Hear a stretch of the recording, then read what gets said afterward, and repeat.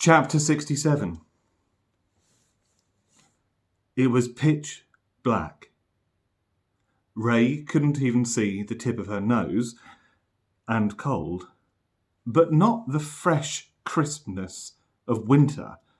This was the cold of buried stone, a damp chill that didn't change with the seasons. Old and stagnant, her hands explored the seat under her. It had much the same dimensions as the metastasis recliner she'd just sat down in, but was hard and cool like granite and numbed her fingertips.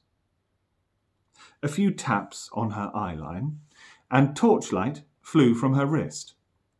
A single beam of blinding white that brought whatever it met into sharp relief with the enveloping blackness. Shining it over her head in long arcs, Ray saw that the domed ceiling above her was hewn from rock, reinforced with iron girders that met in the middle in a star formation. Her breath misted out into the torchlight in heavy curls as she lowered the beam, and the stark light revealed a morbid scene. A dead cluster.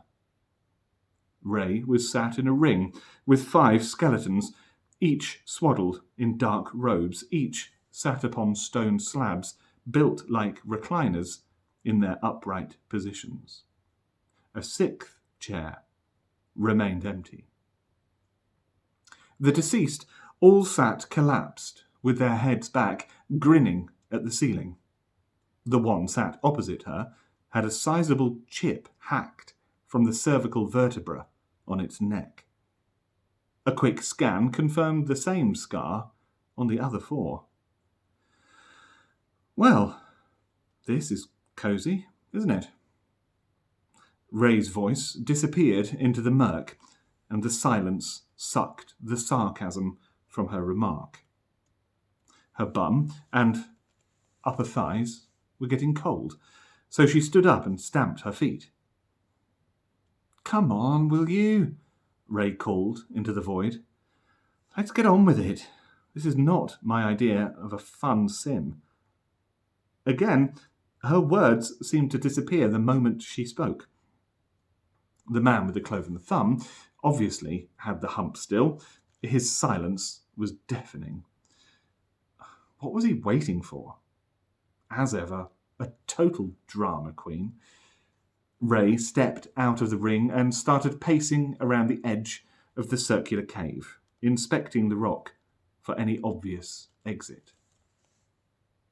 "Come on! We both know you'll get involved at some point. You have to. If I suffer, so do you. They kill me, they kill you. Can't we at least try to be rational?" Circling the skeletons, Ray's footsteps slowed as she reached the empty recliner. Perdita's place, she supposed. Peering over the thick rectangular tablet that formed the back of the chair, Ray's torch picked out a small oval-shaped object on the seat. Matte black.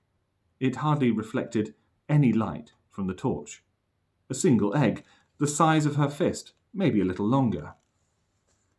"Well, what have we got?" Ray began, but before she finished, the egg shivered. Once, twice, and on the 3rd shake, a crack appeared in the surface and a few dark flakes were levered up. A thin, forked tongue flickered out of the hole, pink and translucent, in the beam of her torch, tasting the ancient air. The flat-topped head of a snake rose from the egg, its perfectly aligned scales as black as tar. A narrow orange ring on each beaded eye, a whisper of grey around the tip of its mouth. It flowed across the recliner like a single drop of ink running down the side of a glass. Each scale on its slender body set in impeccable symmetry. Ray watched its progress as the snake glided easily to the floor. Glancing back at the eggshell, she frowned. The snake's body was still coming out. It slithered on a few more meters, past her, and towards the edge of the room. And it was still coming out of the egg.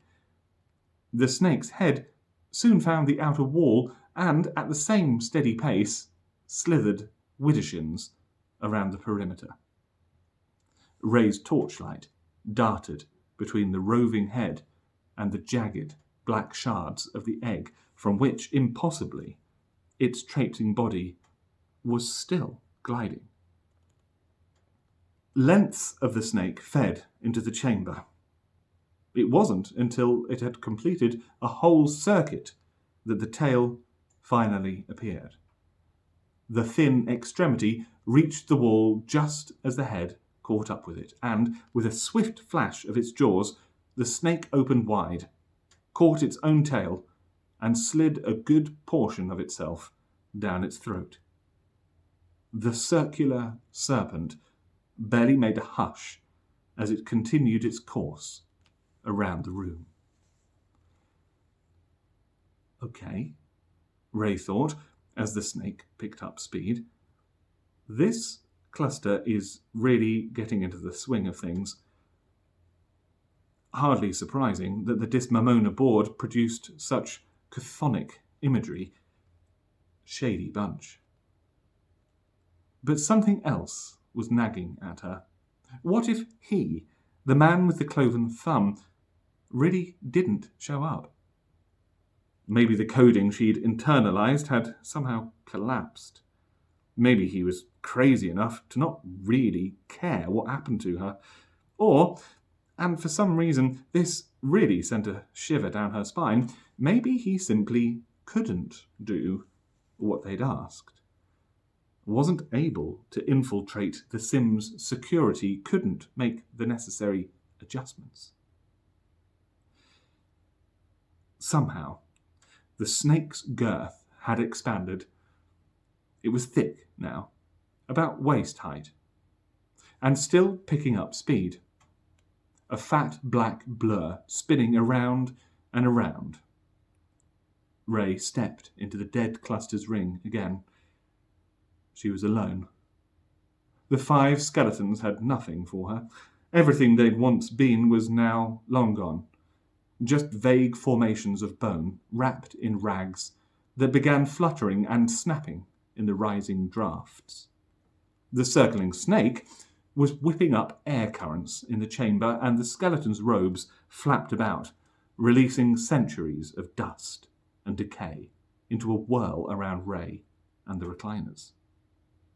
Its rags flailing loose, one of the skeletons collapsed, and a jumble of bones rolled along with the considerable force of the wind, which only got stronger. In quick succession, the remains of the other 4 also gave way, their sooty powders mixing together into the gathering tornado. The black snake now barely visible behind the dusty wall of its vortex. There were no more jokes on Ray's lips. There was no escaping the despair pressing in on her. She'd rejected him, and he'd left her. Abandoned her to fate. And in the face of this profound solitude, Ray felt her heart crack open. A weight in her chest, a draw on her guts.